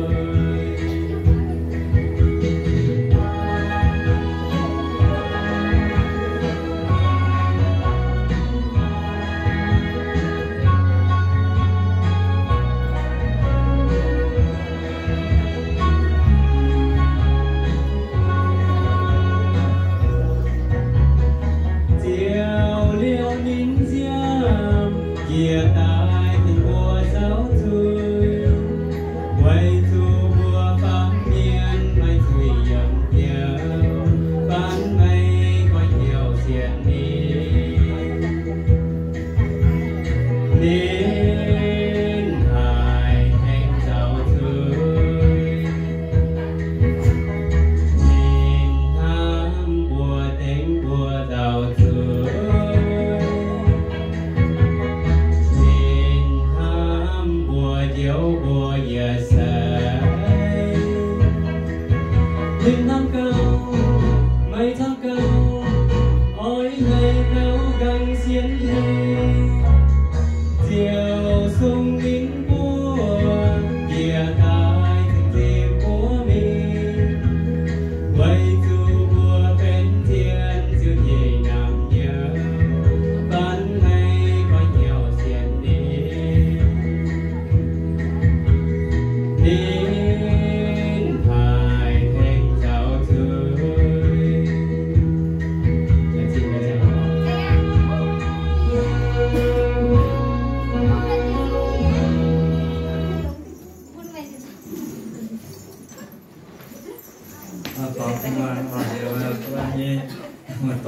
dùng thô nhỉ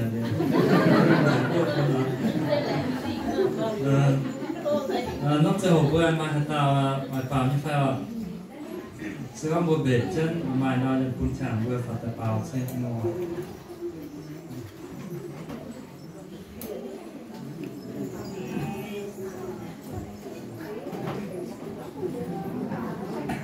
mà như phải ạ sẽ có hai nó có trên của những bài mình khang sẽเป็นphiếu mình điều của mình thảo đón cùng tiếp theo chương trình có bài thông báo và trước hết xin cảm ơn ông bà mục sư trưởng ban đã đến đây chia sẻ về Chúa trong sáng hôm nay. Dù công việc ban đại diện rất nhiều, Chúa cho ông bà mục sư lo liệu và cũng bất chút thời gian quý báu đến dự lễ Giáng sinh cùng nhận nhóm và có lời chia sẻ rất là hay cho hội thánh sáng nay. Khi giờ này thì hội thánh có phần quà tri ân tới ông bà mục sư. Giờ này xin trân trọng kính mời ông bà mục sư đứng trước đây để phần quà tri ân của hội thánh. Quà chỉ mang tính của ít lòng nhiều, xin mục sư vui lòng nhận lấy. Thông của nhị phi xanh cùng xin mời ông bà mục sư đến trực tiếp.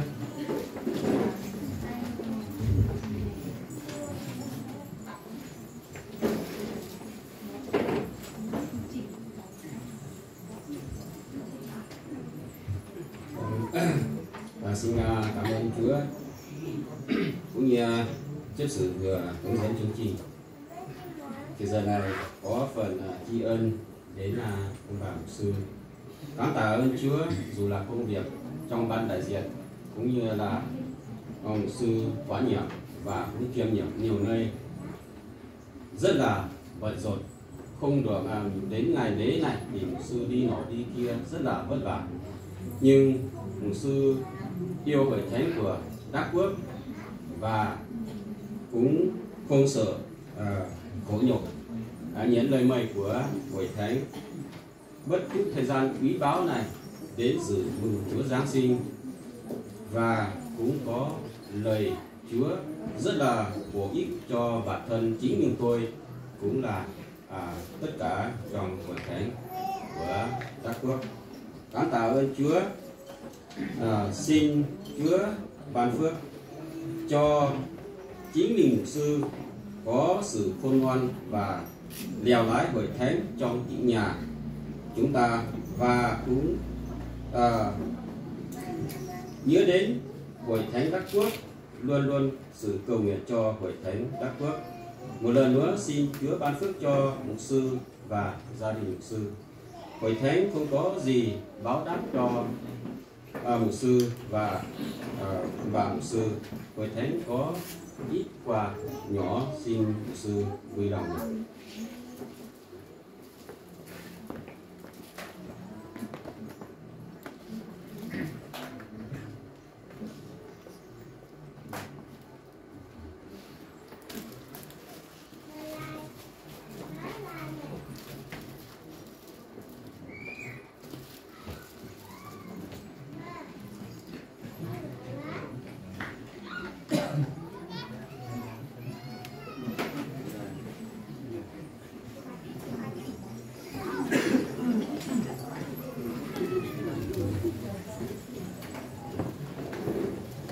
Lần thiên hùng an đom bùa an tròn chân của trạm thiên hùng chẳng tháo với nhị chiếu chỉ tập bằng tin về chiều bùa bùa mai năm bằng hoài tại bùa lạnh thì chiếu như in nông cho hồ bùa của trạm cháu thằng này dày ngắn dùng máy xin tháo bùa chụp bằng tỏi bùa bàn chân giang hồ tại bùa của trạm thiên hùng ở giam 12 sẽ về là mất giải bùa tin công nhân hoài và bùa chẳng tháo thiên in của tại của trạm thiên hùng tốt từng giải phúc ông bùa cho mình đánh sinh thảo bùa bảo dung quan bùa bể chân tại sinh thiên hùng tốt từng giải phúc ông bùa อยู่กุมภาชิมิงกุมาชาเซนมุงซ้ำที่เปล่าอะไรหลังสิ่งเทาบนชิปังเมียนกัวเองจันเบ็ดเชียงนิคมอย่าหลังสิ่งเทาอินดอมน้อยใหม่มุสลิมอัตไตทานเช่นว่าจำประตูหลังสิ่งเดียวหลังสิ่งที่นุ่มเรียวตามป่านิจังโหนบนชิปังกับจันจินยันบนยามทางเนี่ยบนจำจันยามชนะชัวจันbộ công thảo trên mặt tề cổ sâu yếm canh ruồn cái hình mà buồn cha hồ việt chìm nhẹ nom làm tề chìm nhẹ nom cha hồ với chìm ta nhận hàng đó là buồn tiền gì nên cha hồ với xuất chân họ điều tốt trong trời phúc cùng buồn trong chụp bằng cùng buồn chìm mình cùng buồn thăm nung xe như bắt đầu để chàng chết từng nhẹ yên công nhìn hoài chết su chỉ tài tài với buồn đang nằm đến đóน้ำจะโหนโทษยาแสงวันชุดใดตักเก่าก็ในปลาย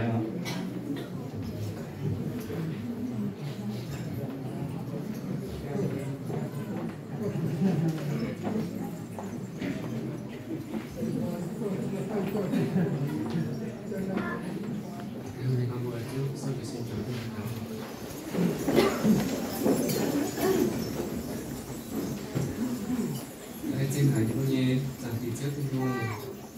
có chỉ chiếu quần quần hòm em mai chàng tốt biệt tài hiện nay quần vô số mày xây mày quần chàng thằng chiếu mày hám bảy của chiếu chút xíu chứ nó thì tòng đã làm tòng hiện nay còn cây mà chủ cái là chỉ chiếu nhiệt xong mà lại kia hiện nay chỉ có như vụ tất cả tốt chiếu thì chỉ vụ tỏ chỉ vụ có vô số như cháu còn bài như cháu thằng anh vụ tiền gì tất cả tốt chiếu sáu chi vụ tổng yếm sẽ phụ dịch công chi làm nhiều hiện nay tôi hài lịch chiếu qua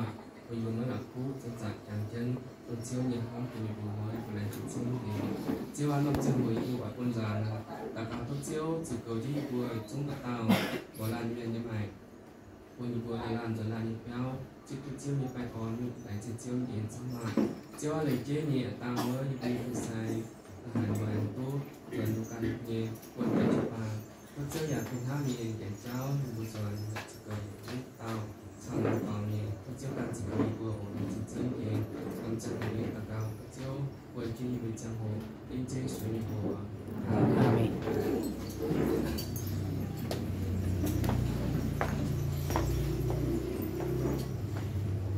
Ở bậc bảo dùng xanh phút thì hùng mặt phút thì còn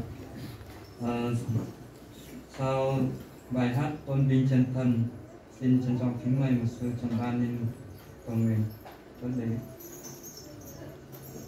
cầu nguyện chúc phước luôn rồi chẳng chân vào dung này Sinh cụ tình hùng hàn vô di con lung kia man miền tổng nín rơi tay lung giang phim yên xanh nhìn nhìn mình lung roi thành kia con sinh sinh linh Amen.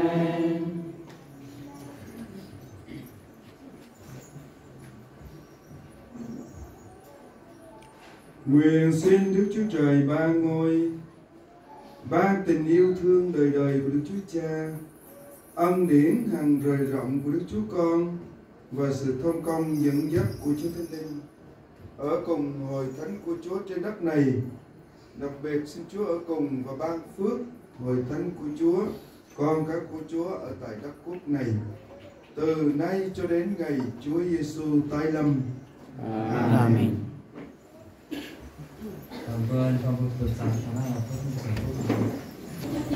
Khắp phàng luôn, nó khắp phàng luôn.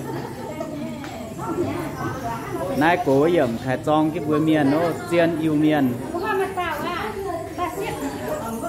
Nhiệt phàng nè.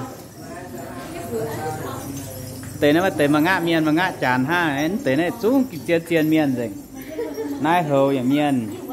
lui ở miền, góng ở yêu miền. Hôm nay mà tao này đứa cái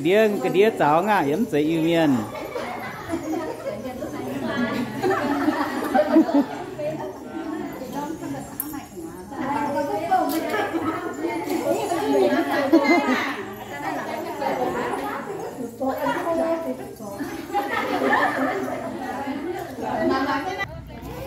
chiều tới nay nó với nhận hàng bỏ chết rồi này nó nhận hàng gì coffee hay nó với giờ này nó với nhủ cái này like này gì hãy hai nhận sau nó vừa với tụi mày bạn tại ọ kinh coffee nhé tôi sau nó vừa nhận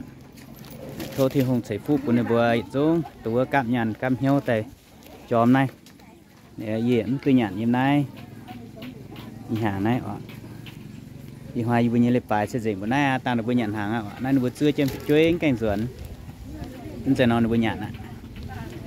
nay mà tế khoai như cái này giờ chàng có lập chi béo là hải khoai như cái này là hải gì sản nó vừa nhận tụ để coffee nhé tôi thì không sẽ phút còn mà vừa xuống miền mưa mạng này nó video đau nhiều nó bỏ trên đau nhé hoài chịu tráng chịu to nhỉ mà tự nhiên mưa có một bộ mạng như bây giờ ngon lên phải to nhỉ ngang nó tăng với nhận hàng nó yến tuy nhiên nó chịu và đua sẽ tung hàng nó vừa nhận như cái này sẽ tung này này chán sâu tại họ vừa nó vừa chính chán sâu sẽ có nó vừa cam nhàn tại máy cái này sâu nó ham tay gì sợ chứ nó vừa nhận nhé nó vừa hiểu chán sâu ở nhà này nó vừa sâu nó vừa hiểu chán sâu tay nó tùy này che tùy này nó vừa sâu ta nó vừa sâu có nhận cho mà chán xây và có ăn lẩu